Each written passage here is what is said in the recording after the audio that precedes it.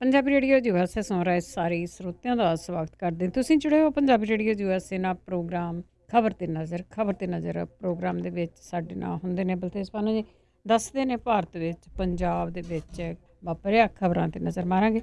ਖਬਰਾਂ ਤੋਂ ਬਾਅਦ ਜੇ ਤੁਹਾਡਾ ਵੀ ਕੋਈ ਸਵਾਲ ਆ ਤੁਸੀਂ ਕਾਲ ਕਰ ਸਕਦੇ ਹੋ 4082725200 408 272 5200 ਤੇ ਕਾਲ ਕਰਕੇ ਜੇ ਕੋਈ ਸਵਾਲ ਆ ਉਹ ਤੁਸੀਂ ਪੁੱਛ ਸਕੋਗੇ। ਖਬਰਾਂ ਤੋਂ ਪਹਿਲਾਂ ਧੰਨਵਾਦ ਸਾਡੇ ਸਪਾਂਸਰ ਦਾ ਜਿਨ੍ਹਾਂ ਨੇ ਇਸ ਪ੍ਰੋਗਰਾਮ ਨੂੰ ਸਪਾਂਸਰ ਕੀਤਾ ਸਭ ਤੱਕ ਪਹੁੰਚਾਇਆ। ਖਾਲਸਾ ਇੰਸ਼ੋਰੈਂਸ ਏਜੰਸੀ ਸੈਨੋਜੇ 4082722500 ਹਰ ਇੱਕ ਤਰ੍ਹਾਂ ਦੀ ਇੰਸ਼ੋਰੈਂਸ ਕਰਦੇ ਨੇ। ਗੁਰਦੀਪ ਸਿੰਘ ਵਿਰਦੀ ਕਲੋਵਰ, ਸਤਨਾਮ ਸਿੰਘ ਸ਼ੇਰਗਿੱਲ ਸਲਮਾ, ਬਖਸ਼ੀਸ਼ ਸਿੰਘ ਬ੍ਰਦਰਸ, ਮਨਜੀਤ ਸਿੰਘ ਦੀਵਾਨਾ ਫਰਜ਼ਨੋ, ਜਸਵਿੰਦਰ ਸਿੰਘ ਵਿਰਕ ਹਿਊਸਟਨ, ਦਲਜੀਤ ਸਿੰਘ, ਅਮਰਜੀਤ ਕੌਰ, ਰਘਵੀਰ ਸਿੰਘ, ਅਜਮੇਰ ਸਿੰਘ ਮਾਹਲ ਟਲਡਕ। ਬਾਬਾ ਧੰਨਵਾਦ ਕਰਦੇ ਹਾਂ ਪ੍ਰੋਗਰਾਮਾਂ ਨੂੰ ਸਪਾਂਸਰ ਕਰਦੇ ਹੋ ਸਭ ਤੱਕ ਪਹੁੰਚਾਉਂਦੇ ਹੋ। ਸਾਡੇ ਨਾਲ ਜੁੜ ਚੁੱਕੇ ਨੇ ਬਲਤੇਜ ਪਾਨੋ ਜੀ। ਸਤਿ ਸ਼੍ਰੀ ਅਕਾਲ, ਸਵਾਗਤ ਹੈ ਜੀ। ਸਤਿ ਸ਼੍ਰੀ ਅਕਾਲ ਜੀ, ਧੰਨਵਾਦ ਜੀ, ਬਹੁਤ ਮਿਹਰਬਾਨੀ। ਤੇ ਗੱਲ ਕਰਦੇ ਹਾਂ ਜੀ ਕਿਸਾਨਾਂ ਦੀ। ਕਿਸਾਨਾਂ ਨੇ 117 ਵਿਧਾਇਕਾਂ ਦੇ ਘਰ ਘੇਰੇ। ਬਿਲਕੁਲ ਜੀ, ਇਹ ਜਿਹੜੇ ਕਿਸਾਨਾਂ ਦੇ ਵੱਲੋਂ ਅੰਦੋਲਨ ਵਿੱਢਿਆ ਹੋਇਆ ਇਹ ਉਹਦੀ ਅਗਲੀ ਕੜੀ ਸੀਗੀ ਜਿਹਦੇ ਵਿੱਚ ਉਹਨਾਂ ਨੇ ਪੰਜਾਬ ਦੇ 117 ਵਿਧਾਨ ਸਭਾ ਹਲਕਿਆਂ ਨੂੰ ਰਿਪਰੈਜ਼ੈਂਟ ਕਰਦੇ ਵੱਖ-ਵੱਖ ਸਿਆਸੀ ਪਾਰਟੀਆਂ ਦੇ ਜਿਹੜੇ ਵਿਧਾਨਕਾਰ ਨੇ ਉਹਨਾਂ ਦੇ ਘਰਾਂ ਨੂੰ ਘੇਰਿਆ। ਬਹੁਤੇ ਮਿਲੇ ਨਹੀਂ, ਥੋੜੇ ਬਹੁਤੇ ਮਿਲੇ ਆਪਣੇ ਘਰਾਂ ਦੇ ਵਿੱਚ। ਉਹਨਾਂ ਨੇ ਇਹ ਜਿਹੜਾ ਮੰਗ ਪੱਤਰ ਲੈ ਕੇ ਗਏ ਸੀ ਕਿਸਾਨ, ਉਹਨਾਂ ਨੂੰ ਰਿਸੀਵ ਵੀ ਕੀਤਾ। ਕਿਸਾਨਾਂ ਨੇ ਇਹਦੇ ਵਿੱਚ ਜਿਹੜੀ ਜੀ ਮੇਨ ਮੰਗ ਇਹ ਰੱਖੀ ਕਿ ਵਿਧਾਨ ਸਭਾ ਦੇ ਵਿੱਚ ਸੈਸ਼ਨ ਸੱਦਿਆ ਜਾਵੇ।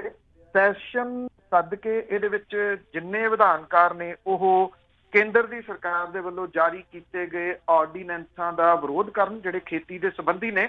ਜਿਹੜਾ ਬਿੱਲ ਆਉਣਾ ਹੈ ਬਿਜਲੀ ਬੋਰਡ ਨੂੰ ਲੈ ਕੇ 2020 ਉਹਨੂੰ ਰੱਦ ਕੀਤਾ ਜਾਵੇ। ਜਿਹੜੇ ਤੇਲ ਦੀਆਂ ਕੀਮਤਾਂ ਨੇ ਉਹ ਅੱਧੀਆਂ ਕੀਤੀਆਂ ਜਾਣ। ਸਵਾਲ ਇਹਦੇ ਵਿੱਚ ਇਹ ਆ ਜੀ ਕਿ ਜਿਹੜੇ ਮੌਜੂਦਾ ਮੁੱਖ ਮੰਤਰੀ ਨੇ ਕੈਪਟਨ ਅਮਰਿੰਦਰ ਸਿੰਘ ਹੋਰੀ, ਉਹਨਾਂ ਦਾ ਵੀ ਘਰ ਘੇਰਨ ਦੀ ਕੋਸ਼ਿਸ਼ ਕੀਤੀ ਸੀ। ਉਹਨਾਂ ਨੂੰ ਦੂਰ ਹੀ ਪੁਲਿਸ ਨੇ ਰੋਕ ਲਿਆ ਫੁਹਾਰਾ ਚੌਕ ਦੇ ਉੱਤੇ, ਕਿਉਂਕਿ ਪਟਿਆਲੇ ਨੂੰ ਰਿਪਰੈਜ਼ੈਂਟ ਕਰਦੇ ਨੇ। ਪਟਿਆਲੇ ਆਏ ਤਾਂ ਨਹੀਂ, ਮੁੜ ਕੇ ਕਦੀ ਇੱਕ ਅੱਧੀ ਵਾਰੀ ਆਏ ਜੋ ਮੁੱਖ ਮੰਤਰੀ ਬਣ ਕੇ, ਪਰ ਉਹਨਾਂ ਦਾ ਕਿਉਂਕਿ ਇੱਥੇ ਜੱਦੀ ਘਰ ਹੈ, ਉਹਨੂੰ ਘੇਰਨ ਦਾ ਜਿਹੜਾ ਦੀ ਯਤਨ ਸੀ ਉਹ ਨਹੀਂ ਸਫਲ ਹੋ ਸਕਿਆ। ਨਾ ਕੋਈ ਕਿਸਾਨਾਂ ਦਾ ਮੰਗ ਪੱਤਰ ਲੈਣ ਗਿਆ। ਜਿਹੜੀ ਆਲ ਪਾਰਟੀ ਮੀਟਿੰਗ ਸੱਦੀ ਸੀ ਉਹਦੇ ਵਿੱਚ ਮੁੱਖ ਮੰਤਰੀ ਹੋਰਾਂ ਨੇ ਕਾਫੀ ਬਟਕਾਂ ਉਦੋਂ ਮਾਰੀਆਂ ਸੀ, ਫਿਰ ਠੰਡੇ ਪੈ ਗਏ। ਕੋਈ ਜਿਹੜੀ ਦੀ ਗੱਲਬਾਤ ਮੁੜ ਕੇ ਨਹੀਂ ਉਹਨਾਂ ਨੇ ਕੀਤੀ ਇਸ ਮਾਮਲੇ ਤੇ। ਦੇਖੋ, ਜੇ ਵਿਧਾਨ ਸਭਾ ਦਾ ਸੈਸ਼ਨ ਸੱਦਿਆ ਜਾਂਦਾ ਜਿਹੜਾ ਕਿ ਬਹੁਤ ਜ਼ਰੂਰੀ ਹੈ, ਉਹਦੇ ਵਿੱਚ ਵੇਖਣਾ ਇਹ ਹੋਊਗਾ ਕਿ ਅਕਾਲੀ ਦਲ ਬਾਦਲ ਦਾ ਕੀ ਸਟੈਂਡ ਰਹਿੰਦਾ, ਕਿਉਂਕਿ ਅਕਾਲੀ ਦਲ ਬਾਦਲ ਇਹਨਾਂ ਆਰਡੀਨੈਂਸਾਂ ਦੇ ਹੱਕ ਦੇ ਵਿੱਚ ਭੁਗਤ ਰਿਹਾ। ਭਾਰਤੀ ਜਨਤਾ ਪਾਰਟੀ ਨੇ ਤਾਂ ਭੁਗਤਣਾ, ਮੈਂਬਰ ਤਾਂ ਉਹਦੇ 2 ਕੀ ਨੇ, ਇਹਦੋਂ ਵੱਧ ਘੱਟ ਵੀ ਹੁੰਦੇ ਤੇ ਤਾਂ ਵੀ ਉਹਨੇ ਇਹਦੇ ਹੱਕ ਦੇ ਵਿੱਚ ਹੀ ਭੁਗਤਣਾ। ਕਿਸਾਨਾਂ ਦਾ ਜਿਹੜਾ ਜੀ ਗੁੱਸਾ ਉਹ ਅਕਾਲੀ ਦਲ ਬਾਦਲ ਦੇ ਉੱਤੇ ਜ਼ਿਆਦਾ ਹੈ, ਔਰ ਉਹ ਇਹ ਕਹਿ ਰਹੇ ਆ ਕਿ ਉਹਨਾਂ ਨੇ ਪੰਜਾਬ ਦੇ ਕਿਸਾਨਾਂ ਦੇ ਨਾਲ ਜਿਹੜਾ ਜੀ ਉਹ ਗਦਾਰੀ ਕਰ ਰਹੇ ਆ, ਕਿਉਂਕਿ ਪੰਜਾਬ ਦੇ ਕਿਸਾਨਾਂ ਦੇ ਸਿਰ ਦੇ ਉੱਤੇ ਹੀ ਪ੍ਰਕਾਸ਼ ਸਿੰਘ ਬਾਦਲ ਹੋਰੀ 5 ਵਾਰੀ ਮੁੱਖ ਮੰਤਰੀ ਜਿਹੜਾ ਜੀ ਉਹ ਬਣੇ। ਜੇ ਵਿਧਾਨ ਸਭਾ ਦਾ ਸੈਸ਼ਨ ਸੱਦਿਆ ਜਾਂਦਾ ਸਪੈਸ਼ਲ, ਜਿਹੜਾ ਕਿ ਸੱਦਿਆ ਜਾਣਾ ਜ਼ਰੂਰੀ ਆ, ਤਾਂ ਉਹਦੇ ਵਿੱਚ ਜਿਹੜੀ ਹੈ ਜੀ ਉਹ ਹਾਲਤ ਅਕਾਲੀ ਦਲ ਬਾਦਲ ਦੀ ਵੇਖਣ ਵਾਲੀ ਹੋਊਗੀ ਵੀ ਉਹ ਇਹਨਾਂ ਆਰਡੀਨੈਂਸਾਂ ਦੇ ਵਿਰੋਧ 'ਚ ਭੁਗਤਦਾ ਜਾਂ ਹੱਕ 'ਚ ਭੁਗਤਦਾ। ਵਿਰੋਧ 'ਚ ਭੁਗਤਦਾ ਤੇ ਉਹਨਾਂ ਨੂੰ ਗੱਦੀ ਜਾਣ ਦਾ ਖਤਰਾ ਖੜਾ ਹੋ ਜੂ ਕੇਂਦਰ ਦੇ ਵਿੱਚ, ਜਿਹੜੀ ਇੱਕ ਸੀਟ ਉਹਨਾਂ ਨੂੰ ਮਿਲੀ। ਤੇ ਜੇ ਇਹਨਾਂ ਦੇ ਹੱਕ ਦੇ ਵਿੱਚ ਭੁਗਤਦਾ ਬਿਨਾਂ ਕਿਸੇ ਸ਼ੱਕ ਦੇ, ਪੰਥਕ ਵੋਟ ਬੈਂਕ ਪਹਿਲਾਂ ਗਵਾ ਚੁੱਕਿਆ ਤੇ ਅੱਗੋਂ ਜਿਹੜਾ ਕਿਸਾਨੀ ਵੋਟ ਬੈਂਕ ਹੈ ਉਹਦੇ ਉੱਤੇ ਵੱਡਾ ਇੰਪੈਕਟ ਪਊਗਾ। ਵੈਸੇ ਜੇ ਅੱਜ ਅਕਾਲੀ ਦਲ ਬਾਦਲ ਯੂ ਟਰਨ ਮਾਰ ਵੀ ਲਵੇ, ਮੰਨ ਲਓ ਉਹ ਯੂ ਟਰਨ ਮਾਰ ਲੈ ਕੇ ਉਹ ਇਹ ਕਹਦੇ ਕਿ ਆਰਡੀਨੈਂਸਾਂ ਦਾ ਮੈਂ ਵਿਰੋਧ ਕਰਦਾ, ਤਾਂ ਵੀ ਜੋ ਨੁਕਸਾਨ ਉਹਦਾ ਹੋ ਚੁੱਕਿਆ ਹੋਇਆ ਕਿਸਾਨੀ ਵੋਟ ਬੈਂਕ ਵਾਲਾ, ਉਹ ਮੁੜ ਕੇ ਵਾਪਸ ਜਿਹੜਾ ਜੀ ਉਹ ਪਰਤ ਆਊਗਾ। ਇਹਦੇ ਵਿੱਚ ਇੱਕ ਬਹੁਤ ਵੱਡਾ ਸਵਾਲੀਆ ਚਿੰਨ੍ਹ ਜਿਹੜਾ ਜੀ ਉਹ ਖੜਾ। ਮੁਸ਼ਕਿਲ ਆ ਜੀ ਜਿੰਨਾ ਕੁ ਨੁਕਸਾਨ ਇਹ ਕਰਾ ਬੈਠੇ ਆ। ਤੇ ਅੱਗੇ ਗੱਲ ਕਰਦੇ ਹਾਂ, ਕਾਂਗਰਸ ਦੇ ਜਹਾਜ਼ 'ਚ ਪਾਇਲਟ ਵਾਪਸ ਆਉਣਗੇ। ਬਿਲਕੁਲ ਜੀ, ਐਕਚੁਅਲੀ ਜਿਹੜੇ ਇਹ ਰਜੇਸ਼ ਪਾਇਲਟ, ਜਿਹਦਾ ਕਿ ਕੁਝ ਸਮਾਂ ਪਹਿਲਾਂ ਜਿਹੜਾ ਤੋੜ ਵਿਛੋੜਾ ਹੋ ਗਿਆ ਸੀ ਕਿਸਮ ਦੇ ਨਾਲ, ਔਰ ਹੁਣ ਪਾਇਲਟ ਜਿਹੜਾ ਉਹ ਆਪਣੇ ਜਹਾਜ਼ ਦੇ ਵਿੱਚ ਵਾਪਸ ਆਉਣ ਲਈ ਤਿਆਰ ਹੈ। ਕੱਲ ਜਿਹੜਾ ਸੀ ਰਾਹੁਲ ਗਾਂਧੀ, ਪ੍ਰਿੰਕਾ ਗਾਂਧੀ ਵਾਡਰਾ ਦੇ ਨਾਲ ਲੰਬੀ ਮੁਲਾਕਾਤ ਰਜੇਸ਼ ਪਾਇਲਟ ਦੀ ਹੋਈ ਹੈ। ਇਹਦੇ ਵਿੱਚ 2-3 ਚੀਜ਼ਾਂ ਜਿਹੜੀਆਂ ਦੀ ਉਹ ਕਾਰਨ ਬਣੀਆਂ ਨੇ ਦੁਬਾਰਾ ਪਾਇਲਟ ਤੇ ਵਾਪਸੀ ਦੀਆਂ। ਇੱਕ ਤਾਂ ਰਾਜੇਸ਼ ਪਾਇਲਟ ਨੂੰ ਜਿੱਡੀ ਵੱਡੀ ਬਗਾਵਤ ਦੀ ਉਮੀਦ ਸੀ ਓਡੀ ਵੱਡੀ ਬਗਾਵਤ ਉਹਦੇ ਤੋਂ ਕੀ ਨਹੀਂ ਗਈ। ਅਸ਼ੋਕ ਗਹਿਲੋਤ ਦੀ ਜਿਹੜੀ ਸਰਕਾਰ ਸੀ ਉਹ ਕਿਸੇ ਨਾ ਕਿਸੇ ਰੂਪ ਦੇ ਵਿੱਚ ਸਰਵਾਈਵ ਕਰਦੀ ਦੀਂਦੀ ਹੈ। ਹਾਲਾਂਕਿ ਜਿਹੜੀ ਰਾਜੇਸ਼ ਪਾਇਲਟ ਵਾਲੀ ਬਗਾਵਤ ਸੀ ਉਹ ਉਹਦੇ ਸਿਰ ਦੇ ਉੱਤੇ ਤਲਵਾਰ ਤਾਂ ਲਟਕ ਰਹੀ ਆ, ਲਟਕਦੀ ਰਹਿਣੀ ਵੀ ਹੈ। ਦੂਸਰਾ ਇਹ ਕਿ ਜਿਹੜੇ ਵਿਧਾਇਕ ਨੇ ਉਹ ਤੰਗ ਹੋ ਰਹੇ ਆ। ਅੱਗੇ ਵੀ ਇੱਕ ਦਿਨ ਗੱਲ ਕੀਤੀ ਸੀ ਕਿ ਹੋਟਲਾਂ ਦੇ ਵਿੱਚ ਰਹਿ ਰਹਿ ਕੇ ਉਹ ਤੰਗ ਹੋ ਰਹੇ ਆ। ਕੋਈ ਚੋਰੀ ਛਿੱਪੇ ਨਿਕਲ ਕੇ ਰੇਹੜੀ ਦੇ ਉੱਤੇ ਚਾਹ ਪੀਂਦਾ ਵੇਖਿਆ ਜਾਂਦਾ, ਕੋਈ ਸੈਰ ਦੇ ਬਹਾਨੇ ਨਿਕਲ ਜਾਂਦਾ, ਕਿਉਂਕਿ ਇੰਨੀ ਦੇਰ ਤੱਕ ਕਾਬੂ ਕਰਕੇ ਰੱਖਣਾ ਵੀ ਜਿਹੜਾ ਉਹ ਔਖਾ ਹੁੰਦਾ। ਉਹ ਵੀ ਇੱਕ ਕਾਰਨ ਜਿਹੜਾ ਦੀ ਉਹ ਬਣ ਰਿਹਾ ਕਿ ਬੇਚੈਨੀ ਵੱਧ ਰਹੀ ਹੈ। ਇਹਦੇ 'ਚ ਇੱਕ ਪ੍ਰਮੁੱਖ ਕਾਰਨ ਭਾਰਤੀ ਜਨਤਾ ਪਾਰਟੀ ਵੀ ਹੈ। ਭਾਰਤੀ ਜਨਤਾ ਪਾਰਟੀ ਬੈਕਅਪ ਕਰ ਰਹੀ ਹੈ ਹੁਣ ਇਸ ਗੱਲ ਤੋਂ, ਜਿਹੜੀ ਪਹਿਲਾਂ ਪੂਰੀ ਕੋਸ਼ਿਸ਼ ਕਰ ਰਹੀ ਸੀ ਕਿ ਰਾਜਸਥਾਨ ਦੀ ਸਰਕਾਰ ਤੋੜ ਦਿੱਤੀ ਜਾਵੇ ਔਰ ਉਸ ਤੋਂ ਬਾਅਦ ਫਿਰ ਅਗਲੇ ਸੂਬਿਆਂ ਵੱਲ ਵਧਿਆ ਜਾਵੇ ਜਿੱਥੇ ਜਿੱਥੇ ਕਾਂਗਰਸ ਦੀਆਂ ਸਰਕਾਰਾਂ ਨੇ ਜਿੰਨੀਆਂ ਕੁ ਰਹਿ ਗਈਆਂ ਨੇ ਜਾਂ ਇਹ ਕਹਿ ਲਓ। ਉਹਦੇ ਵਿੱਚ ਵਸੁੰਧਰਾ ਰਾਜੇ ਸਿੰਧੀਆ ਤੇ ਜਿਹੜੀ ਹਾਈ ਕਮਾਂਡ ਹੈ ਭਾਰਤੀ ਜਨਤਾ ਪਾਰਟੀ ਦੀ, ਉਹਦੇ ਵਿਚਾਲੇ ਜਿਹੜਾ ਠੰਡਾ ਟਕਰਾਓ ਹੈ ਉਹ ਕਿਤੇ ਨਾ ਕਿਤੇ ਕਾਰਨ ਬਣਿਆ। ਭਾਰਤੀ ਜਨਤਾ ਪਾਰਟੀ ਵਾਲਿਆਂ ਨੇ ਇਹ ਗੱਲ ਆਖੀ ਕਿ ਜਿਹੜੇ ਭਾਜਪਾ ਦੇ ਵਿਧਾਇਕ ਨੇ ਉਹਨਾਂ ਸਾਰਿਆਂ ਨੂੰ ਗੁਜਰਾਤ ਲੈ ਜਾਓ। ਬੱਸਾਂ ਤਿਆਰ ਸੀ, ਉਹ ਚਲੇ ਗਏ, 18 ਦੇ ਕਰੀਬ ਉੱਥੇ ਬੈਠੇ ਆ। ਜਿਹੜੇ ਵਸੁੰਧਰਾ ਰਾਜੇ ਸਿੰਧੀਆ ਦੇ ਨਾਲ ਉਹਦੇ ਧੜੇ ਦੇ ਸਨ ਉਹ ਨਹੀਂ ਗਏ। ਵਸੁੰਧਰਾ ਨੇ ਉਹਨਾਂ ਨੂੰ ਨਹੀਂ ਭੇਜਿਆ। ਸ਼ਾਇਦ ਵਸੁੰਧਰਾ ਨੂੰ ਇਹ ਸੀ ਵੀ ਅੱਜ ਬੱਸਾਂ ਤੇ ਚੜਾਤੇ ਤੇ ਕੱਲ ਨੂੰ ਇਹ ਦੂਜੇ ਬੇੜੇ 'ਚ ਸਵਾਰ ਹੋ ਜਾਣੇ ਆ, ਮੁੜ ਕੇ ਮੇਰੇ ਪੈਰ ਕਿਸੇ ਨੇ ਰਾਜਸਥਾਨ ਦੇ ਵਿੱਚ ਲੱਗਣ ਨਹੀਂ ਦੇਣੇ। ਗੱਲਾਂ ਇਹ ਵੀ ਚੱਲ ਪਈਆਂ ਕਿ ਵਸੁੰਧਰਾ ਰਾਜੇ ਸਿੰਧੀਆ ਬਾਗੀ ਹੋ ਸਕਦੀ ਹੈ ਭਾਰਤੀ ਜਨਤਾ ਪਾਰਟੀ। ਬਾਗੀ ਹੋ ਕੇ ਕਿੱਧਰ ਨੂੰ ਜਾਊਗੀ ਇਹ ਨਹੀਂ ਕੁਝ ਵੀ ਪਤਾ, ਪਰ ਬਾਗੀ ਹੋਣ ਦੀਆਂ ਖਬਰਾਂ ਚੱਲਦੀਆਂ ਰਹੀਆਂ, ਜਿਹਦੇ ਤੋਂ ਭਾਰਤੀ ਜਨਤਾ ਪਾਰਟੀ ਨੂੰ ਇਹ ਲੱਗਣ ਲੱਗ ਗਿਆ ਲੈਣੇ ਦੇ ਦੇਣੇ ਨਾ ਪੈ ਜਾਣ। ਭਾਰਤੀ ਜਨਤਾ ਪਾਰਟੀ ਦੇ ਬੈਕਅਪ ਕਰਨ ਕਰਕੇ ਪਾਇਲਟ ਦੇ ਵਾਸਤੇ ਬਹੁਤੇ ਰਾਹ ਰਹੇ ਨਹੀਂ, ਸਿਵਾਏ ਇਹਦੇ ਕਿ ਜਿਹੜੇ ਪਹਿਲਾਂ ਜਹਾਜ਼ ਦੇ ਵਿੱਚ ਉਹ ਸਵਾਰ ਸੀ ਉੱਥੇ ਚਲੇ ਜੇ। ਹੁਣ ਰਾਜੇਸ਼ ਪਾਇਲਟ ਦੀਆਂ ਸ਼ਰਤਾਂ ਦੇ ਉੱਤੇ ਸਮਝੌਤਾ ਨਹੀਂ ਹੋਣਾ, ਸਮਝੌਤਾ ਕਾਂਗਰਸ ਦੀਆਂ ਸ਼ਰਤਾਂ ਦੇ ਉੱਤੇ ਹੋ ਰਿਹਾ। ਅਸ਼ੋਕ ਗਹਿਲੋਤ ਦੀ ਕੁਰਸੀ ਨੂੰ ਅਜੇ ਕੋਈ ਬਹੁਤਾ ਵੱਡਾ ਖਤਰਾ ਨਹੀਂ, ਅਗਾਂਹ ਹੋ ਸਕਦਾ। ਜਿੱਥੋਂ ਤੱਕ ਗਹਿਲੋਤ ਦੀ ਪਾਇਲਟ ਦੀ ਗੱਲ ਹੈ, ਉਹਨੂੰ ਮੁੜ ਕੇ ਡਿਪਟੀ ਮੁੱਖ ਮੰਤਰੀ ਨਹੀਂ ਬਣਾਇਆ ਜਾਊਗਾ। ਅਜਿਹੀਆਂ ਕਨਸੋਆਂ ਆ ਰਹੀਆਂ ਨੇ। ਉਹਨੂੰ ਹਾਈ ਕਮਾਂਡ ਦੇ ਵਿੱਚ ਲਿਆਂਦਾ ਜਾ ਸਕਦਾ, ਉੱਪਰ ਲਿਆਂਦਾ ਜਾ ਸਕਦਾ। ਅਸ਼ੋਕ ਗਹਿਲੋਤ ਦੇ ਧੜੇ ਵਾਲੇ ਕਿਸੇ ਨੂੰ ਉਹਦੇ ਉੱਤੇ ਗੁਣਾ ਪੈ ਸਕਦਾ ਡਿਪਟੀ ਮੁੱਖ ਮੰਤਰੀ ਵਾਲਾ ਰਾਜਸਥਾਨ ਦੇ ਵਿੱਚ।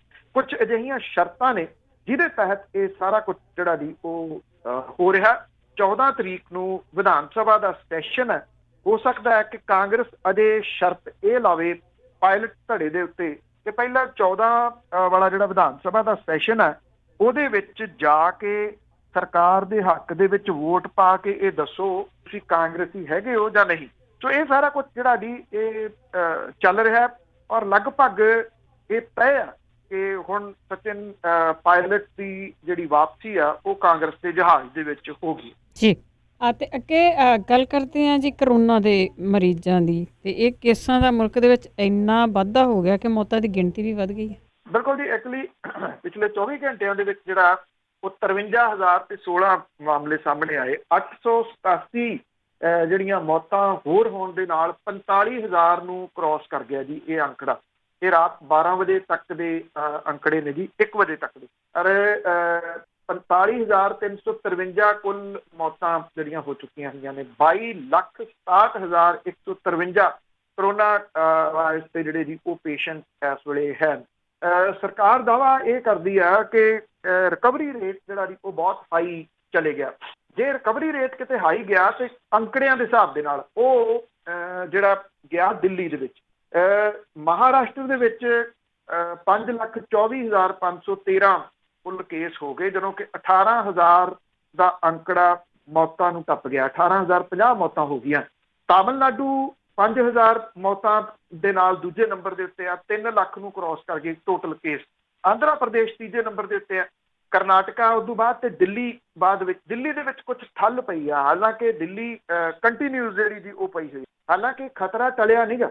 707 ਨਵੇਂ ਮਾਮਲੇ ਆਏ ਜਿਹੜੇ ਕਿਸੇ ਟਾਈਮ 2,500 3,000 ਦੇ ਨੇੜੇ ਅੰਕੜਾ ਪਹੁੰਚ ਗਏ। 1,46,134 ਕੁੱਲ ਹੋ ਗਏ।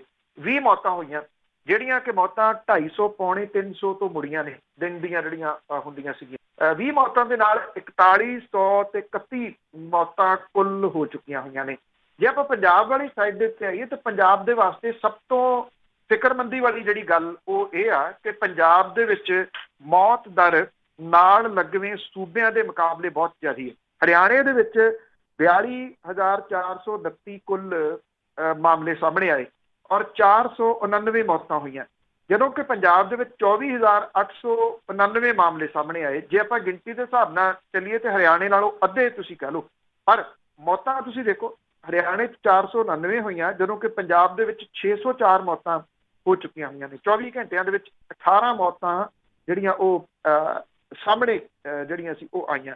ਜੇ ਆਪਾਂ ਰਾਜਸਥਾਨ ਤੇ ਹਿਮਾਚਲ ਦੇ ਨਾਲ ਵੀ ਜੋੜ ਲਈਏ ਤੇ ਉੱਥੋਂ ਦੇ ਹਿਸਾਬ ਦੇ ਨਾਲ ਵੀ ਜਿਹੜੀਆਂ ਮੌਤਾਂ ਦੀ ਗਿਣਤੀ ਆ ਉਹ ਪੰਜਾਬ ਦੇ ਵਿੱਚ ਬਹੁਤ ਵੱਡਾ ਨੰਬਰ ਹੈ ਜੀ।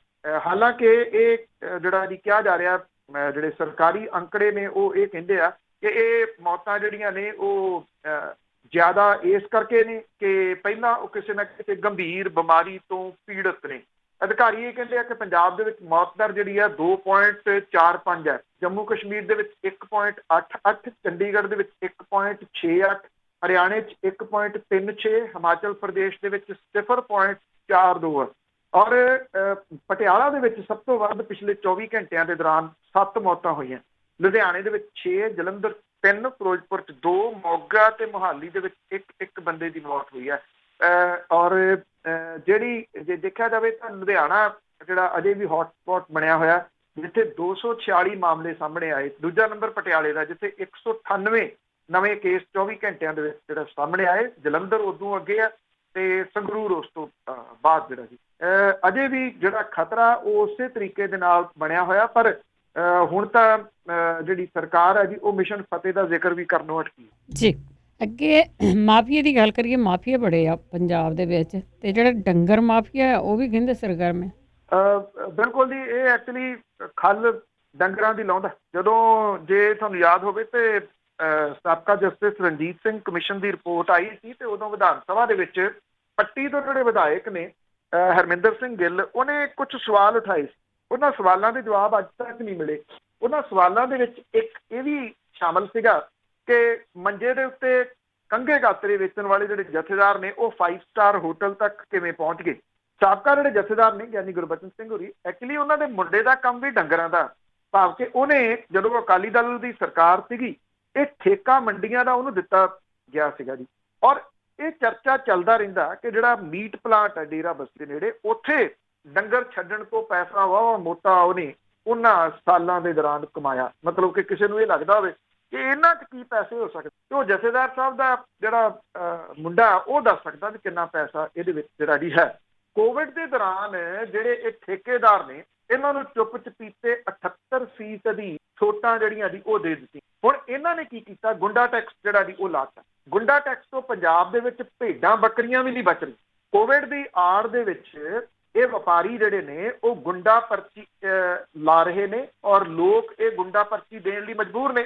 ਪਸ਼ੂ ਮੇਲਾ ਜਿਹੜਾ ਠੇਕੇਦਾਰ ਨੇ ਉਹਨਾਂ ਨੇ ਜਿਹੜੀਆਂ ਪੰਜਾਬ ਦੀਆਂ ਸਰਹੱਦਾਂ ਨੇ ਉਹਨਾਂ ਤੇ ਨਾਕੇ ਲਾਏ ਨੇ।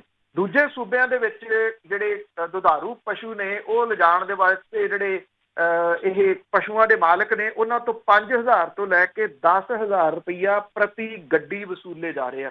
ਕੁਝ ਸੂਬੇ ਦੇ ਵਿੱਚ ਪਸ਼ੂ ਮੇਲੇ ਬੰਦ ਨੇ, ਪਰ ਠੇਕੇਦਾਰਾਂ ਦੇ ਜਿਹੜੀ ਇਹ ਗੁੰਡਾ ਬ੍ਰਿਗੇਡ ਹੈ ਉਹ ਸੜਕਾਂ ਦੇ ਉੱਤੇ ਘੁੰਮਦੇ ਨੇ, ਇਹਨਾਂ ਟਰੱਕਾਂ ਟੈਂਪੂਆਂ ਨੂੰ ਲੱਭਦੇ ਨੇ, ਲੱਭ ਕੇ ਮੁੜ ਕੇ ਗੁੰਡਾਗਰਦੀ ਦੇ ਨਾਲ ਘੇਰਦੇ ਨੇ ਤੇ ਘੇਰ ਕੇ ਉਹਨਾਂ ਤੋਂ ਮੋਟੀ ਜਿਹੜੀ ਹੈ ਜੀ ਉਹ ਵਸੂਲਦੇ ਨੇ।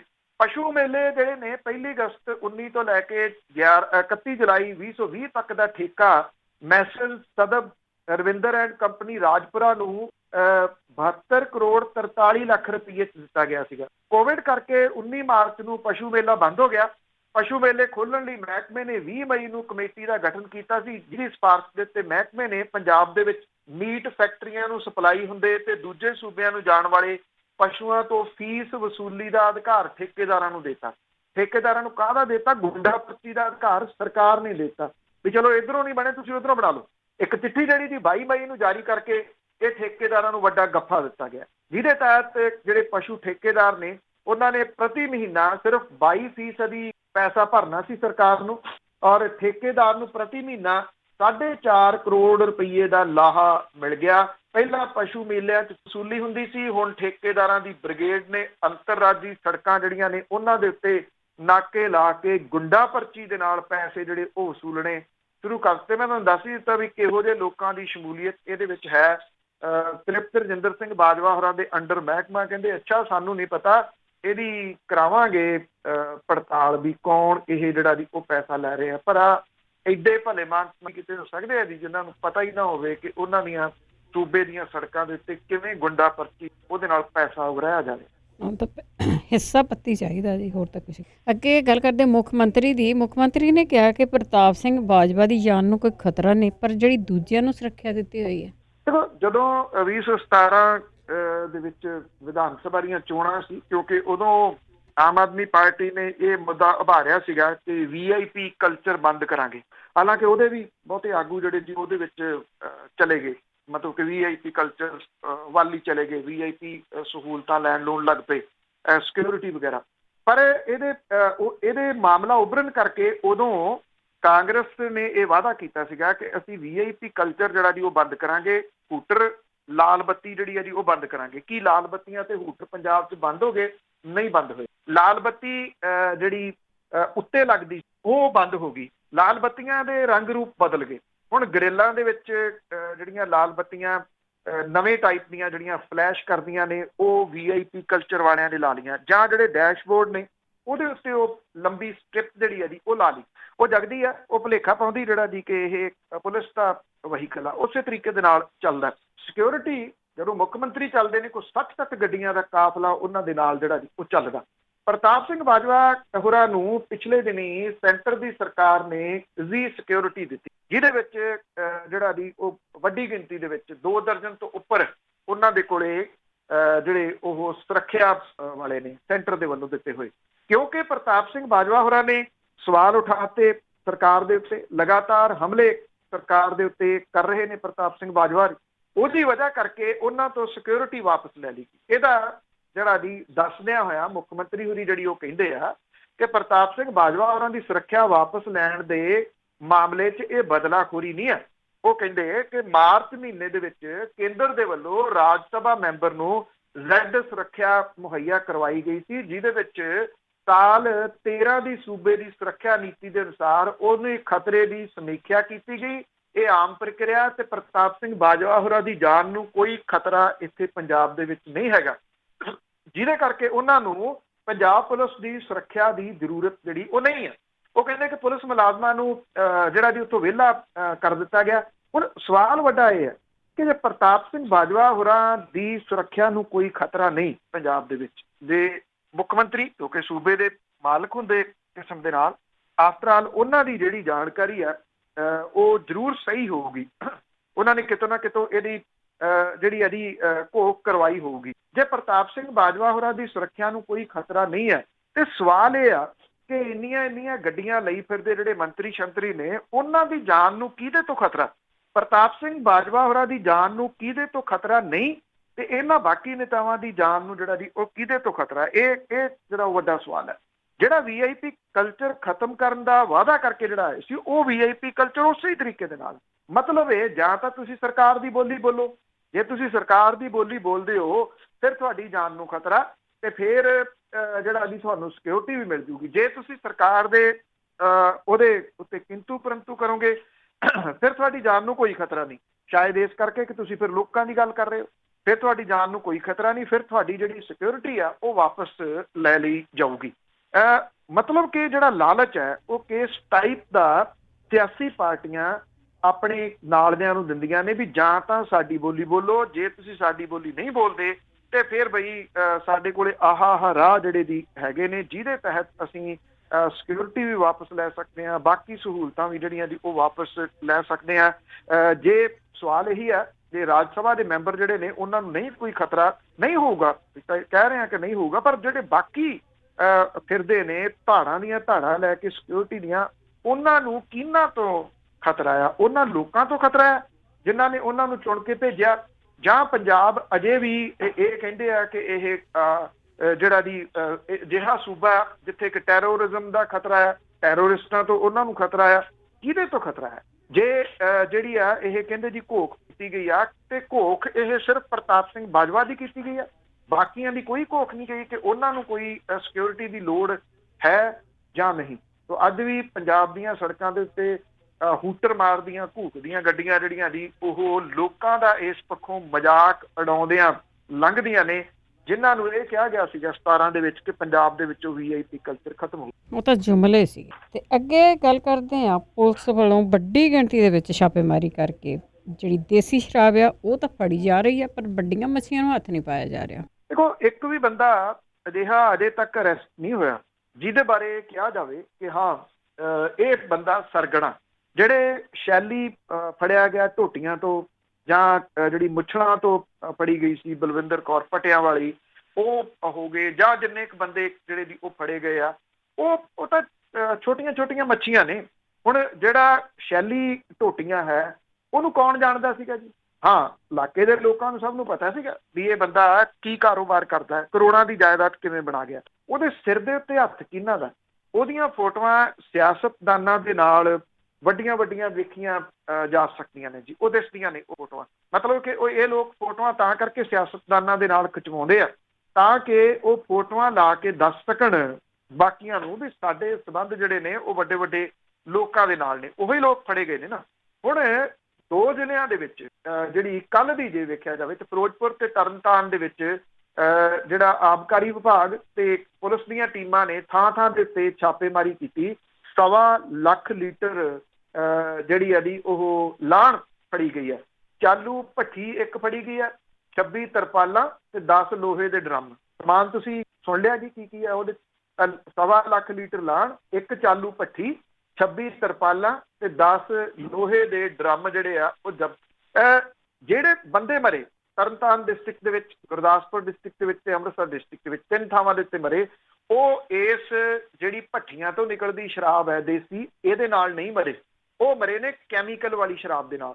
2 ਦਿਨ ਪਹਿਲਾਂ ਇੱਥੇ ਡੇਰਾਬੱਸੀ ਦੇ ਵਿੱਚ 2700 ਲੀਟਰ ਸਪਿਰਿਟ ਬਰਾਮਦ ਕੀਤੀ, ਜਿਹੜਾ ਕਿ ਉਹ ਸਹੀ ਸਟੈਪ ਸੀ। ਉਹ ਚੀਜ਼ਾਂ ਨੇ ਜਿਹੜੀਆਂ ਮਾਰ ਰਹੀਆਂ ਨੇ। ਅੱਛਾ, ਡੇਰਾਬੱਸੀ ਤੋਂ ਕਿਉਂ ਸਪਿਰਿਟ ਫੜੀ ਗਈ?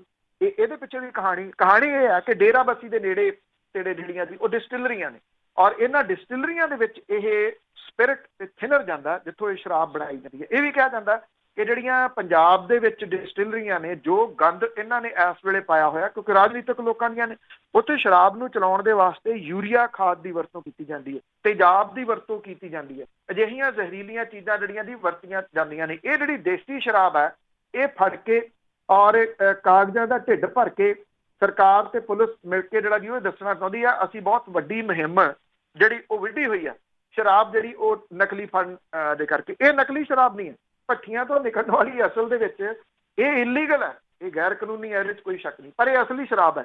ਨਕਲੀ ਸ਼ਰਾਬ ਕਿਹੜੀ ਹੈ? ਜਿਹੜੀ ਕੈਮੀਕਲ ਲਾ ਕੇ ਜਿਹੜੀ ਬਣਾ ਕੇ ਮਿਕਸ ਕਰਕੇ ਉਹਨੂੰ ਕੋਈ ਡਿਸਟਿਲ ਨਹੀਂ ਕੀਤਾ ਜਾਂਦਾ, ਉਹਨੂੰ ਉਹਦੇ ਵਾਸਤੇ ਕਿਸੇ ਡਿਸਟਿਲਰੀ ਦੀ ਲੋੜ ਨਹੀਂ ਹੈ, ਉਹਦੇ ਵਾਸਤੇ ਕਿਸੇ ਭੱਠੀ ਦੀ ਲੋੜ ਨਹੀਂ ਗੀ। ਉਹ ਕਿੰਨੀ ਹੁਣ ਤੱਕ ਫੜੀ ਹੈ? ਜੇ ਤੁਸੀਂ ਉਹਦਾ ਅੰਕੜਾ ਦੇਖੋ, ਕਿਉਂਕਿ ਹਫ਼ਤਾ ਬੀਤ ਚੱਲਿਆ, ਮੁੱਖ ਮੰਤਰੀ ਸਾਹਿਬ ਨੇ ਇਹ ਗੱਲ ਕਹੀ ਸੀ ਕਿ 2 ਦਿਨਾਂ ਦੇ ਵਿੱਚ ਅਸੀਂ ਇਹ ਸਾਰਾ ਮਾਫੀਆ ਕਾਬੂ ਕਰ ਲਾਂਗੇ। 2 ਦਿਨਾਂ ਦੇ ਵਿੱਚ ਕੈਮੀਕਲ ਦੇ ਨਾਲ ਬਣਨ ਵਾਲੀ ਕਿੰਨੀ ਸ਼ਰਾਬ ਫੜੀ ਗਈ ਹੈ? ਇਹ ਜੇ ਸਵਾਲ ਦਾ ਜਵਾਬ ਤੁਹਾਨੂੰ ਲੱਭ ਜਾਣਾ ਕਿਤੇ ਵੀ ਜਿਹੜਾ ਜੀ ਉਹ ਨਹੀਂ ਫੜੀ ਗਈ।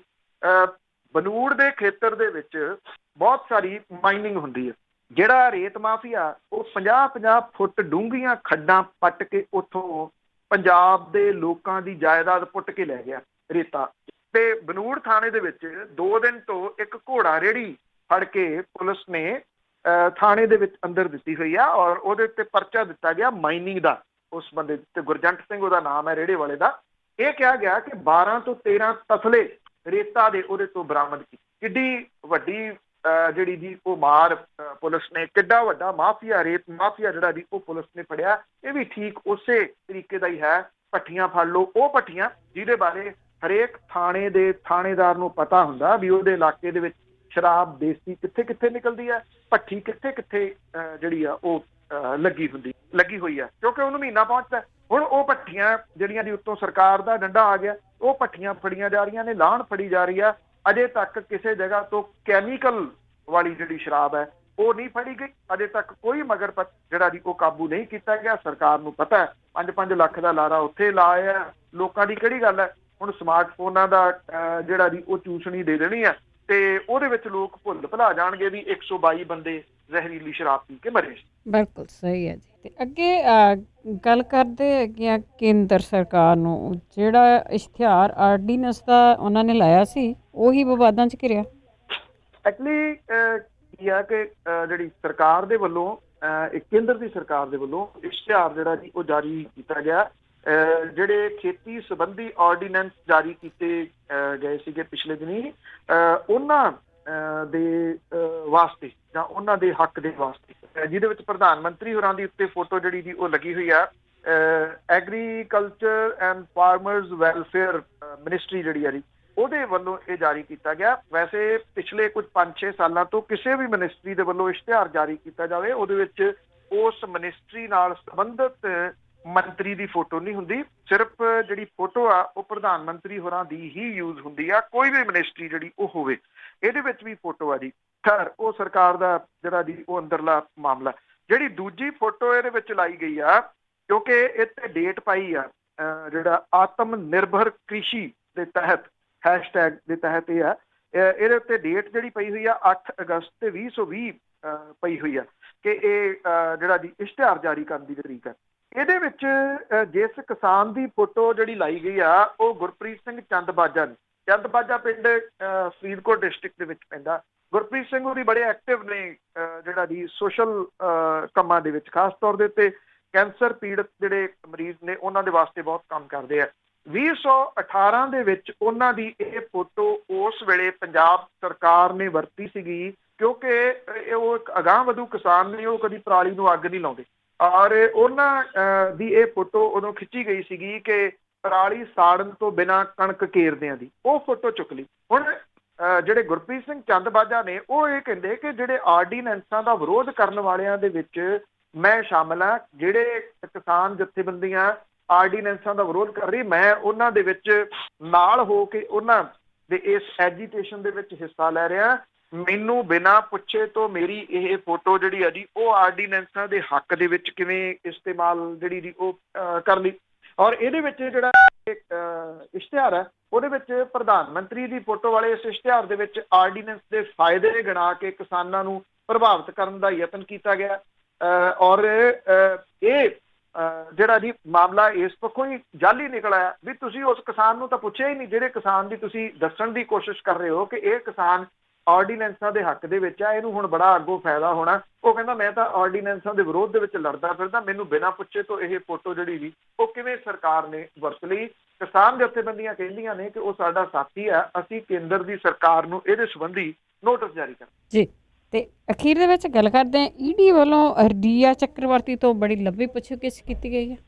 ਬਿਲਕੁਲ ਜੀ। ਐਕਚੁਅਲੀ ਈਡੀ ਨੇ 2 ਦਿਨ ਜਿਹੜੀ ਆ ਜੀ ਉਹ ਲੰਮੀ ਪੁੱਛਗਿੱਛ ਕੀਤੀ ਆ ਰੀਆ ਚੱਕਰਵਰਤੀ ਤੋਂ, ਜਿਹੜੇ ਪੈਸਿਆਂ ਦੀ ਟ੍ਰਾਂਸਫਰ ਨੂੰ ਲੈ ਕੇ।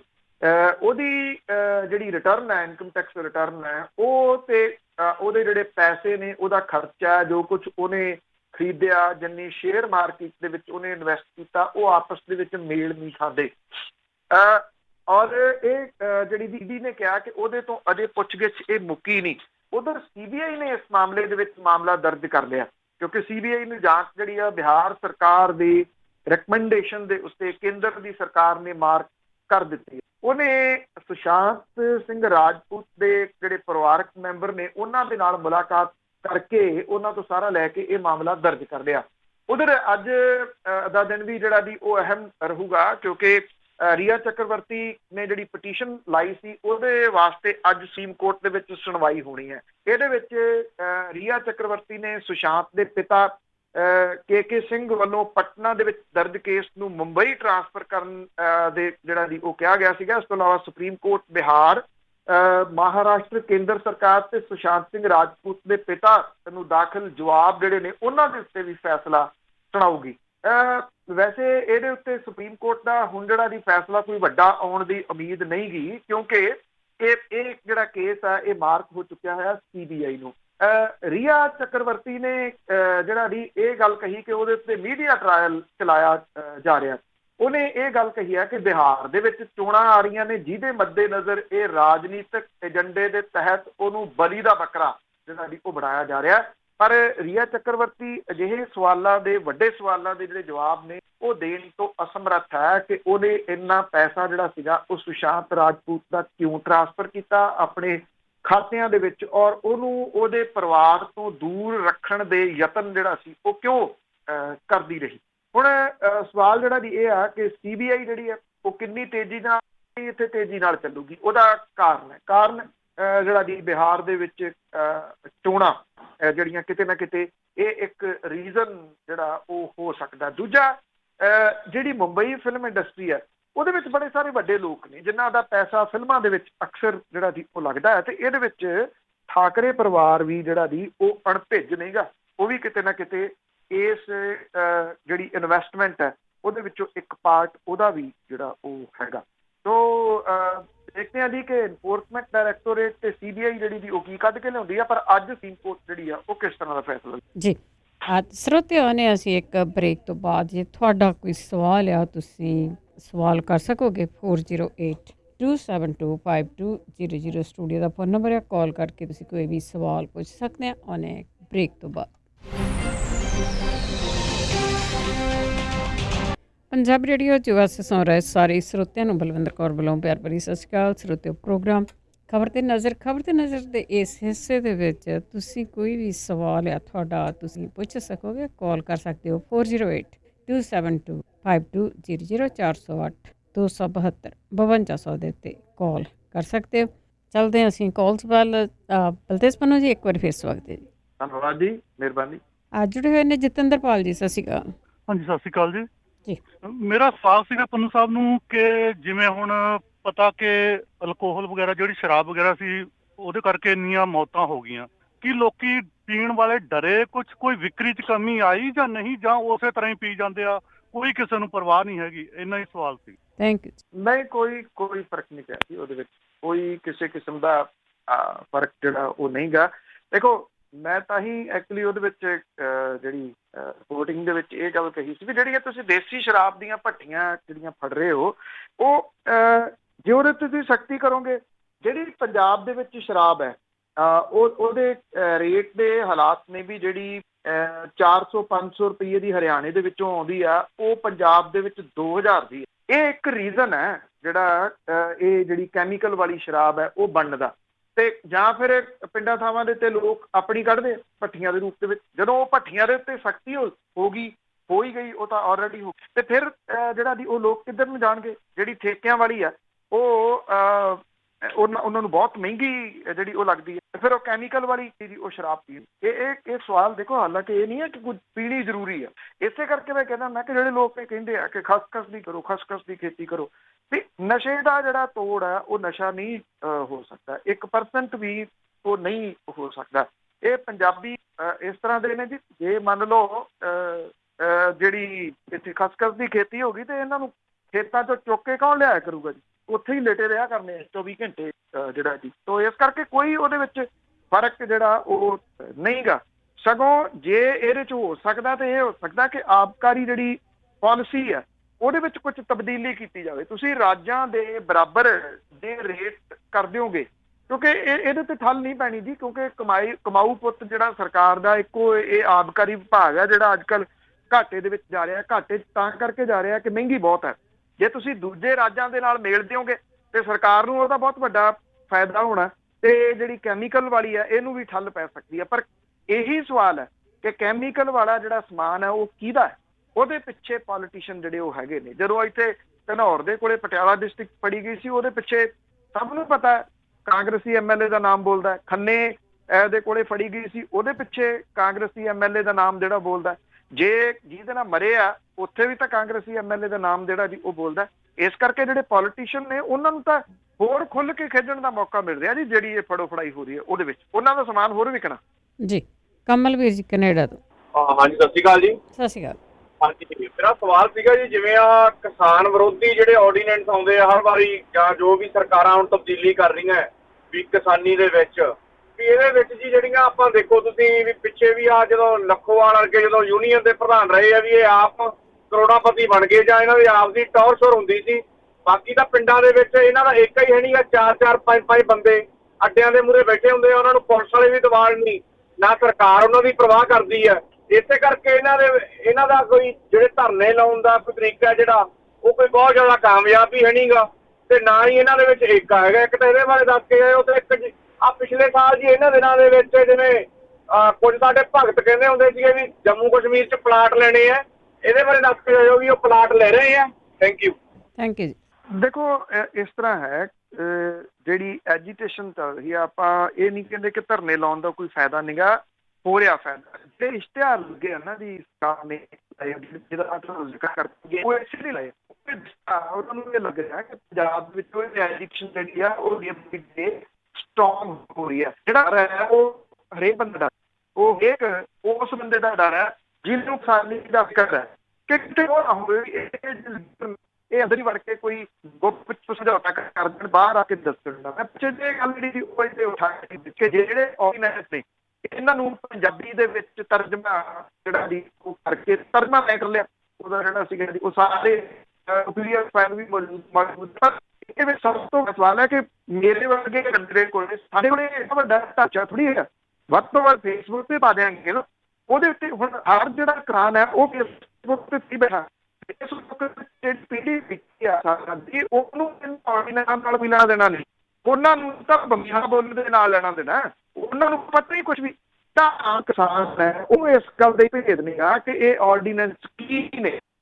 ਇੱਕ ਮੇਰੇ ਜਵਾਕ ਦੱਸ ਰਹੇ ਸੀ ਕਿ ਮੈਂ ਬਾਪੂ ਨੂੰ ਪੁੱਛਿਆ ਵੀ ਕਿਉਂ, ਤੈਨੂੰ ਪਤਾ ਕਿਉਂ ਦੀ ਮੈਨੂੰ ਲੱਗਦਾ ਵੀ ਤੇਲ ਦੀਆਂ ਕੀਮਤਾਂ ਹੋਣਗੀਆਂ ਤਾਂ ਕਰਕੇ ਕਿਸਾਨ ਜਾਂ ਵੀ ਜਾਣਾ ਆਰਡੀਨੈਂਸ ਆਪਣੇ ਆਪ ਵਿੱਚ ਇਸ ਤਰ੍ਹਾਂ ਦਾ ਭੇਦ ਭਰਿਆ।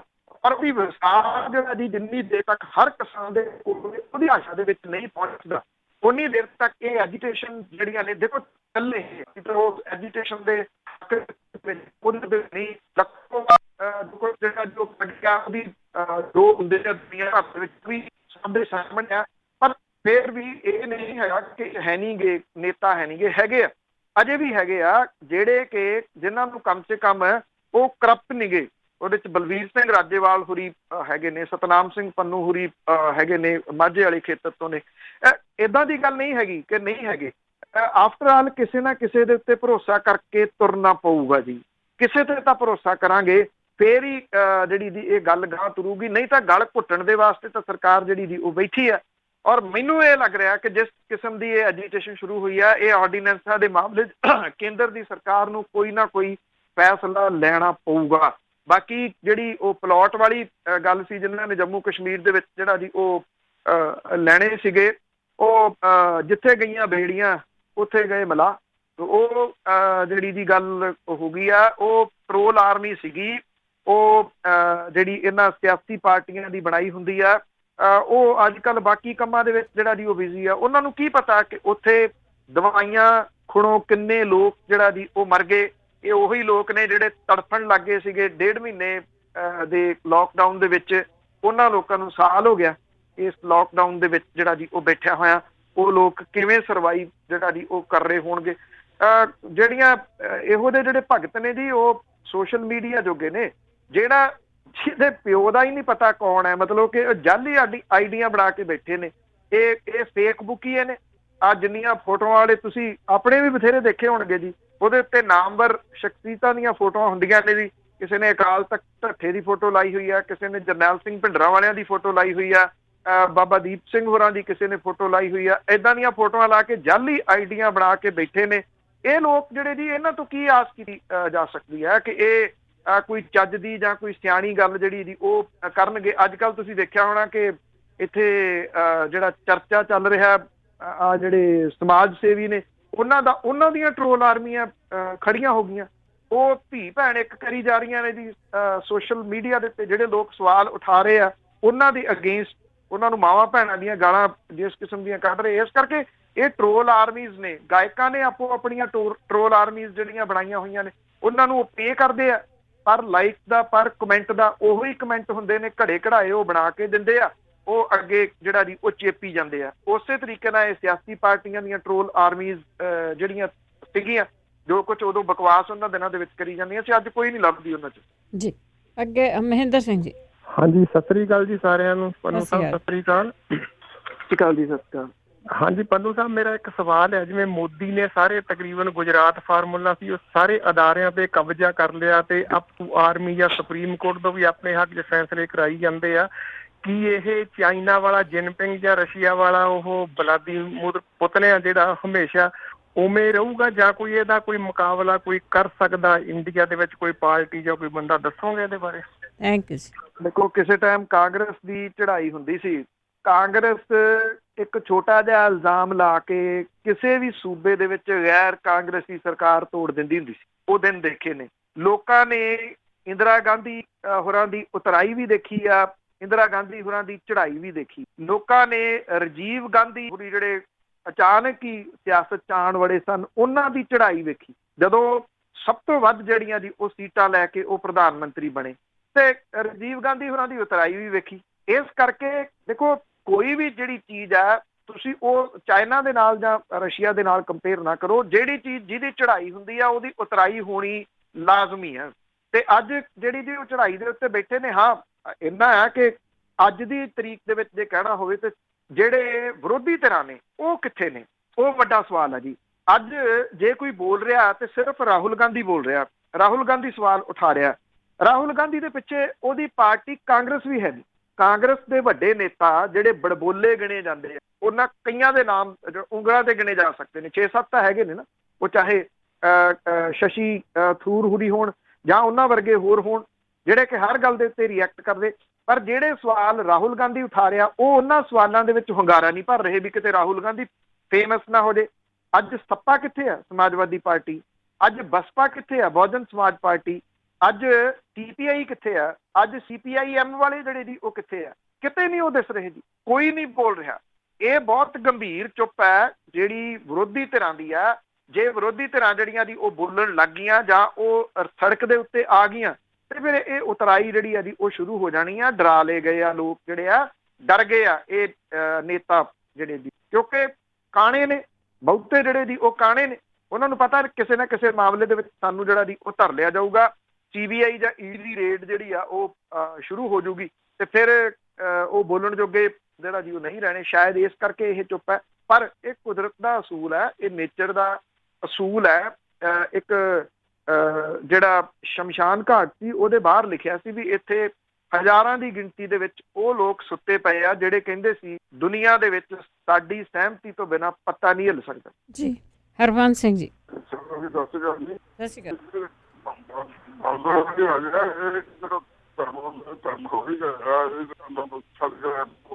ਸੁਣ ਨਹੀਂ ਰਹੀ ਜੀ ਆਵਾਜ਼ ਤੁਹਾਡੀ। ਹਰਵੰਸ ਸਿੰਘ ਜੀ ਕਲੀਅਰ ਬੋਲੋ, ਸੁਣਦੀ ਨਹੀਂ ਕੀ ਕਹਿੰਦੇ ਆ। ਤੁਹਾਡਾ ਸਵਾਲ ਕੀ ਹੈ?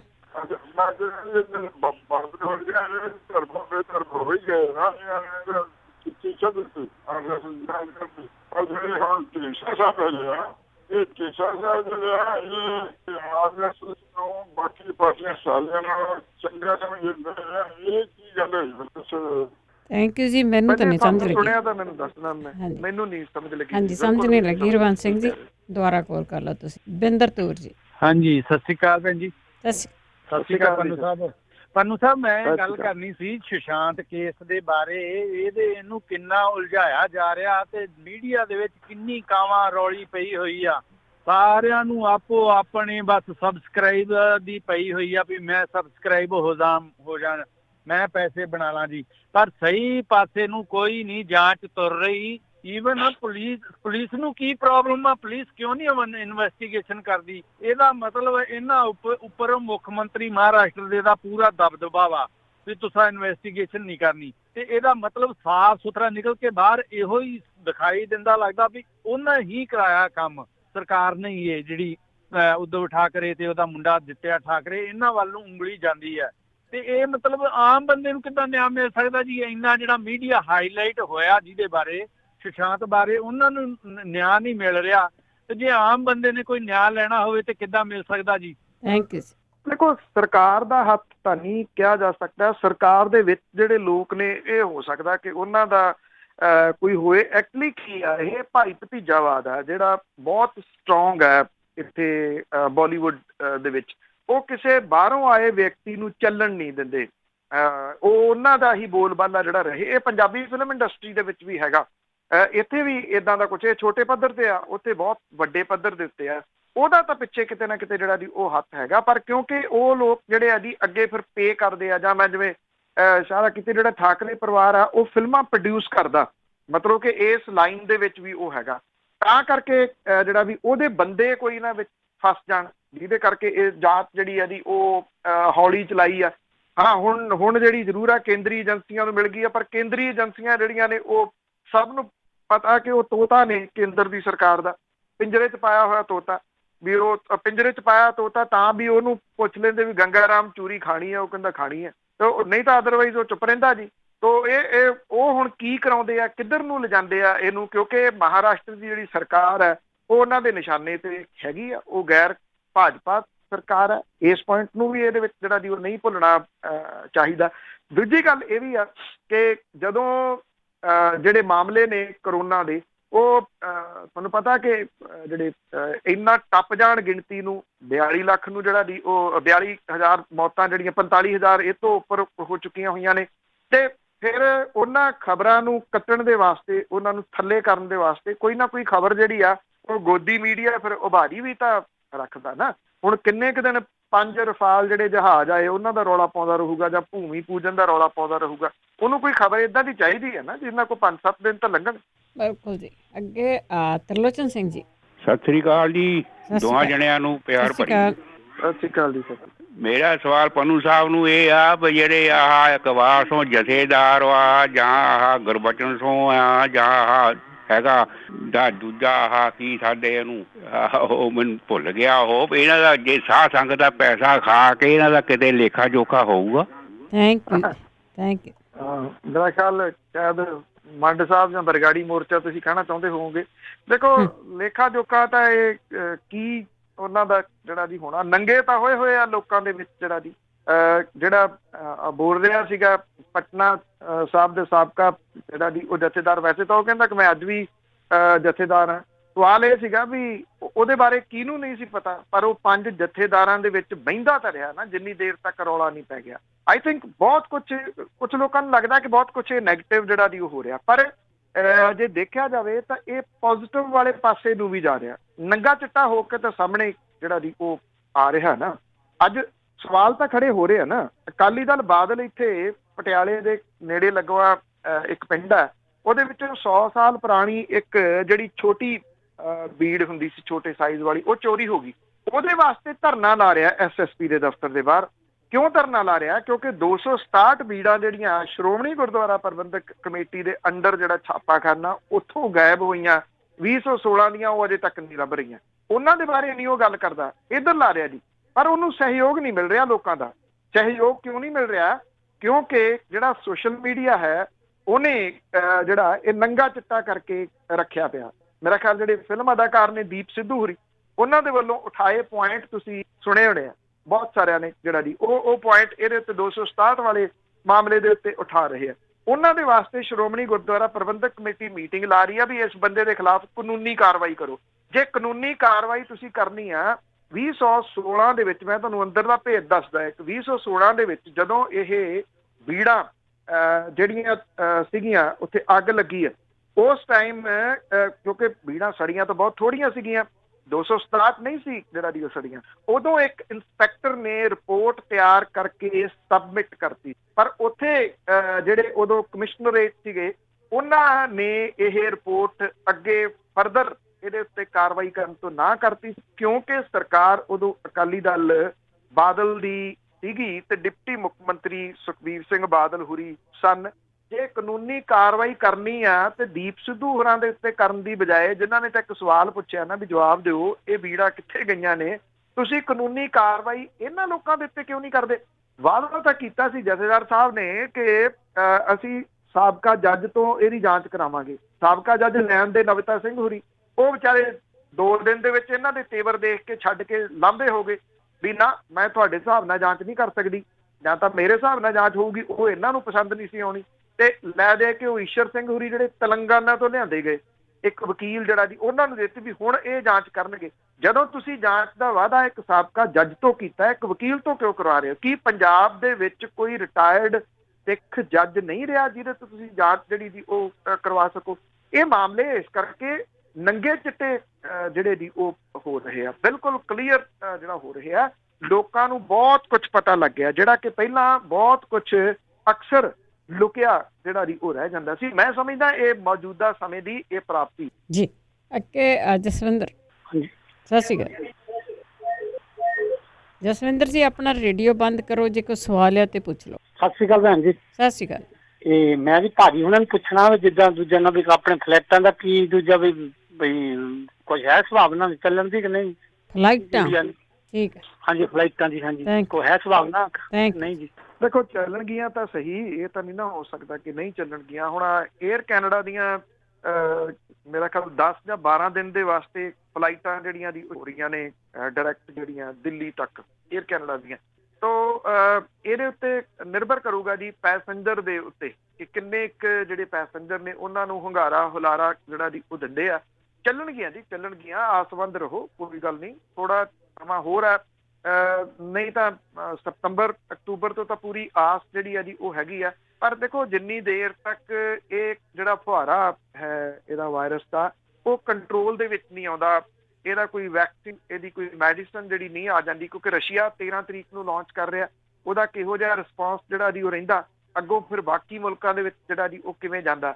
ਠੱਲ ਤਾਂ ਪਊਗੀ, ਏਦਾਂ ਦੀ ਵੀ ਕੋਈ ਗੱਲ ਨਹੀਂ ਹੈਗੀ, ਔਰ ਚੱਲੂਗਾ, ਸਾਰਾ ਕੁਝ ਚੱਲੂਗਾ। ਆਸਵੰਦ ਰਹੋ। ਹਾਂ, ਜ਼ਿੰਦਗੀ ਜੀਣ ਦੇ ਜਿਹੜੇ ਤੌਰ ਤਰੀਕੇ ਨੇ ਉਹ ਬਦਲ ਗਏ ਬਹੁਤ ਸਾਰੇ, ਤੇ ਬਦਲਨੇ ਪੈਣਗੇ। ਇਹਦੇ ਵਾਸਤੇ ਜਿਹੜਾ ਦੀ ਉਹ ਚੇਂਜਸ ਦੇ ਵਾਸਤੇ ਤਿਆਰ ਕਰੋ ਆਪਣੇ ਆਪ ਨੂੰ, ਬਾਕੀ ਤਾਂ ਚੱਲੂਗਾ ਜੀ, ਥੋੜਾ ਸਮਾਂ ਹੋਰ ਸਹੀ ਜੀ। ਜੋਗਾ ਸਿੰਘ ਜੀ। ਸਤਿ ਸ਼੍ਰੀ ਅਕਾਲ ਜੀ। ਮੇਰਾ ਸਵਾਲ ਹੈ ਜੀ, ਹਟ ਕੇ ਮੈਂ ਸੋਚਣਾ ਚਾਹੁੰਦਾ ਵੀ ਹੁਣ ਇੰਡੀਆ ਤੋਂ ਬਾਅਦ ਆਜ਼ਾਦ ਹੋਇਆ, ਇਹ ਜਿਹੜੀ ਐਨਸੀਐਫ ਤਰੱਕੀ ਕਰ ਰਹੀ ਹੈ ਮੁਲਕ ਨਾਲ ਐਗਰੀਮੈਂਟ ਹੈ ਜੀ, ਜਾਂ ਖੁਦ ਮੁਲਕ ਕੇ ਪ੍ਰੋਡਿਊਸ ਕਰ ਰਿਹਾ ਜੀ? ਕਿਉਂਕਿ ਸਾਰੇ ਗਾਰੰਟੀਆਂ ਧਮਕੀਆਂ ਦੇ ਰਿਹਾ ਜੀ, ਜਾਪਾਨ ਨੂੰ ਲੈ ਲਓ, ਫਿਲਪਾਈਨ ਨੂੰ ਲੈ ਲਓ, ਇੰਡੀਆ ਤੇ ਗੱਲੇ ਦੀ ਮੇਰੇ ਕਹਿਣ ਦਾ ਮਤਲਬ ਤਾਇਵਾਨ ਦੇ ਵੱਲ ਉਧਰ ਪੰਜਾਬ ਆ ਰਿਹਾ ਹੈ। ਇਹ ਆਪਣੀ ਸਾਰੀ ਇਹ ਆਪਣੀ ਪ੍ਰੋਡਕਸ਼ਨ ਦੀ ਆਪਣੀ ਹੈ ਜੀ ਕਿ ਬਾਹਰਲੇ ਮੁਲਕ ਦੇ ਵੀ ਆ ਸਕਦੀ? ਧੰਨਵਾਦ ਜੀ। Thank you. ਦੇਖੋ ਜਿਹੜੀ ਤਾਂ ਇਹ ਟੈਂਕਾਂ ਤੋਪਾਂ ਦੀ ਜਹਾਜ਼ਾਂ ਦੀ ਜਿਹੜੀ ਲੜਾਈ ਆ ਇਹ ਰਹਿ ਨਹੀਂ ਜਾਣੀ ਆਉਂਦੇ ਸਮੇਂ ਦੇ ਦੌਰਾਨ। ਤੁਸੀਂ ਦੇਖਣਾ ਇਹ COVID-19 ਨੇ ਸਭ ਕੁਝ ਬਦਲ ਕੇ ਰੱਖ ਦਿੱਤਾ ਜੀ। ਜਿਹੜਾ ਮੁਲਕ ਇਹਨਾਂ ਸਮਿਆਂ ਦੇ ਵਿੱਚ ਹਥਿਆਰ ਖਰੀਦੂਗਾ ਉਹ ਮੂਰਖ ਹੋਊਗਾ, ਕਿਉਂਕਿ ਇਸ ਵੇਲੇ ਜਿਹੜਾ ਅਰਥਚਾਰਾ ਸਾਰੇ ਮੁਲਕਾਂ ਦਾ ਡੋਲ ਗਿਆ, ਇਕੋਨਮੀ ਸਾਰੇ ਮੁਲਕਾਂ ਦੀ ਡੋਲ ਗਈ, ਲੋਕਾਂ ਦੀ ਰੋਟੀ ਦਾ ਜੁਗਾੜ ਜਿਹੜਾ ਜੀ ਉਹ ਨਾ ਹੋਇਆ, ਤੇ ਲੋਕ ਜਿਹੜੇ ਜੀ ਉਹ ਫਿਰ ਸੜਕਾਂ ਤੇ ਉਤਰਨਗੇ। ਇਹ ਲਾਅ ਐਂਡ ਆਰਡਰ ਦੀ ਸਥਿਤੀ ਜਿਹੜੀ ਹੈ ਜੀ ਉਹ ਖਰਾਬ ਹੋਊ। ਇੱਕ ਮੁਲਕ ਦੀ ਨਹੀਂ, ਸਾਰੇ ਮੁਲਕਾਂ ਦੀ ਜਿਹੜੀ ਉਹ ਗੱਲ ਹੈ। ਇੱਕ ਮੁਲਕਾਂ ਨੂੰ ਉਧਰ ਜਿਹੜਾ ਉਹ ਸੋਚਣਾ ਪਊਗਾ। ਜਿਹੜਾ ਮੁਲਕ ਇਹਨਾਂ ਦਿਨਾਂ ਦੇ ਵਿੱਚ ਵੀ ਇੱਥੇ ਸਾਡੇ ਜਸ਼ਨ ਮਨਾਏ ਗਏ, ਪਿਛਲੇ ਦਿਨਾਂ ਦੇ ਵਿੱਚ ਹੈਰਾਨੀ ਵਾਲੀ ਗੱਲ ਸੀ, ਏਦਾਂ ਜਸ਼ਨ ਲੋਕੀ ਮਨਾ ਰਹੇ ਜਿਵੇਂ ਕਰੋਨਾ ਵਾਇਰਸ ਦੀ ਦਵਾਈ ਆ ਗਈ ਹੋ। ਆਏ ਤਾਂ 5 ਜਹਾਜ਼ ਸੀ, ਉਹ ਵੀ ਲੜਾਕੂ। ਇਹਨਾਂ ਦਿਨਾਂ ਦੇ ਵਿੱਚ ਤੁਸੀਂ ਕੀ ਕਰਨੇ? ਇਹ ਲੜਨ ਵਾਲੇ ਜਿਹੜੇ ਹਥਿਆਰ, ਤੁਹਾਨੂੰ ਭੁੱਖਮਰੀ ਦੇ ਨਾਲ ਲੜਨਾ ਪਊਗਾ, ਤੁਹਾਨੂੰ ਬਿਮਾਰੀ ਦੇ ਨਾਲ ਲੜਨਾ ਪਊਗਾ, ਤੁਹਾਨੂੰ ਵਾਇਰਸ ਦੇ ਨਾਲ ਲੜਨਾ ਜਿਹੜਾ ਜੀ ਉਹ ਪਊਗਾ। ਔਰ ਦੂਸਰਾ ਇਹਦਾ ਪੱਖ ਇਹ ਆ ਕਿ ਅਜੇ ਬੇਸ਼ੱਕ ਇਹ ਸਾਹਮਣੇ ਨਹੀਂ ਆਇਆ ਕਿ ਇਹ COVID-19 ਕਰੋਨਾ ਵਾਇਰਸ ਕਿਵੇਂ ਜਿਹੜਾ ਜੀ ਆਇਆ। ਇਹ ਇੱਕ ਨੈਚੁਰਲ ਕੋਈ ਵਾਇਰਸ ਹੈ, ਕ੍ਰੀਏਟ ਕੀਤਾ ਗਿਆ, ਇਹਦੇ ਸੰਬੰਧੀ ਕਈ ਕੁਝ ਚੱਲੀ ਜਾਂਦਾ, ਕਈ ਕੁਝ ਚੱਲਣਾ। ਜੇ ਇਹ ਕ੍ਰੀਏਟ ਕੀਤਾ ਤਾਂ ਇਹ ਬੜਾ ਖਤਰਨਾਕ ਹੈ। ਉਹ ਇਸ ਕਰਕੇ ਖਤਰਨਾਕ ਹੈ ਕਿ ਫੇਰ ਜਿਹੜੀ ਲੜਾਈ ਹੈ ਨਾ ਜੀ ਉਹ ਇਸ ਟਾਈਪ ਦੀ ਵੀ ਕਿਹੜੇ ਮੁਲਕ ਨੂੰ ਸਬਕ ਜਿਹੜਾ ਉਹ ਸਿਖਾਉਣਾ ਹੈ, ਯਕੀਨ ਕਰਨਾ। ਮੇਰੀ ਜਾਚੇ ਇਉਂ ਲੱਗਦਾ ਕਿ ਸ਼ਾਇਦ ਆਪਾਂ ਜਿਹੜੀਆਂ ਉਹ ਬੰਬ ਸੁੱਟਣ ਵਾਲੀਆਂ ਜਿਹੜੀ ਉਹ ਕਲਸਟਰਲ ਬੰਬ, ਬੜੇ ਵੱਡੇ ਬੰਬ ਸੁੱਟੇ ਗਏ ਸੀ ਅਫਗਾਨਿਸਤਾਨ ਦੇ ਉੱਤੇ, ਜਿਹੜੇ ਧਰਤੀ ਦੇ ਹੇਠਾਂ 30-30, 40-40 ਫੁੱਟ ਜਿਹੜਾ ਜੀ ਉਹ ਚਲੇ ਜਾਂਦੇ ਸੀ, ਉਹ ਲੜਾਈਆਂ ਸ਼ਾਇਦ ਆਉਣ ਵਾਲੇ ਸਮੇਂ ਦੇ ਦੌਰਾਨ ਵੇਖਣ ਨੂੰ ਨਾ ਮਿਲਣ, ਕਿਉਂਕਿ ਇੱਥੇ ਮੁਲਕਾਂ ਨੂੰ ਆਪਣੇ ਵਿਹੜੇ ਜਿਹੜੇ ਉਹ ਸੁੰਭਰਨੇ ਔਖੇ ਹੋ ਜਾਣੇ ਆ, ਤੇ ਦੂਜੇ ਜਗ੍ਹਾ ਦੇ ਉੱਤੇ ਜਾ ਕੇ ਕਿਹੜਾ ਬੰਬ ਜਿਹੜਾ ਉਹ ਸੁੱਟੂਗਾ। ਦੂਜੀ ਗੱਲ, ਲੜਾਈਆਂ ਜਿਹੜੀਆਂ ਸੀਗੀਆਂ ਉਹ ਬਹੁਤੀਆਂ ਤੇਲ ਦੀਆਂ ਸੀਗੀਆਂ। ਜਿਸ ਤਰੀਕੇ ਦੇ ਨਾਲ ਅਮਰੀਕਾ, ਕੈਨੇਡਾ ਵਰਗੇ ਮੁਲਕ ਤੇਜ਼ੀ ਦੇ ਨਾਲ ਇਲੈਕਟ੍ਰੋਨਿਕ ਵਹੀਕਲ ਵੱਲ ਨੂੰ ਵੱਧ ਰਹੇ ਆ, ਮੇਰੀ ਜਾਚੇ ਤੇਲ ਦੀਆਂ ਲੜਾਈਆਂ ਵੀ ਜਿਹੜੀਆਂ ਉਹ ਸਮਾਪਤੀ ਵੱਲ ਨੂੰ ਵੱਧ ਰਹੀਆਂ ਨੇ। ਅਗਲੇ 5-7 ਸਾਲਾਂ ਦੇ ਵਿੱਚ ਠੱਲ ਕੰਪਲੀਟਲੀ ਪੈ ਜਾਊਗੀ ਜੀ। ਬਿਲਕੁਲ ਬਾਬਾ, ਧੰਨਵਾਦ ਬਲਤੇਜ ਪੰਨੂ ਜੀ। ਮਿਹਰਬਾਨੀ ਜੀ, ਧੰਨਵਾਦ ਜੀ, ਸਤਿ ਸ਼੍ਰੀ ਅਕਾਲ। ਸਤਿ ਸ਼੍ਰੀ ਅਕਾਲ ਜੀ। ਸਰੋਤੇ ਸਨ ਬਲਤੇਜ ਪੰਨੂ ਜੀ ਸਾਡੇ ਨਾਲ ਜੁੜਦੇ ਨੇ, ਕਰਦੇ ਨੇ ਖਬਰਾਂ। ਇਸੇ ਦੇ ਨਾਲ ਸਾਡਾ ਅੱਜ ਦਾ ਬੁਲਟਨ ਇੱਥੇ ਸਮਾਪਤ। ਬਲਵਿੰਦਰ ਕੌਰ ਵੱਲੋਂ ਆਪ ਸਭ ਨੂੰ ਹੀ ਸਤਿ ਸ਼੍ਰੀ ਅਕਾਲ।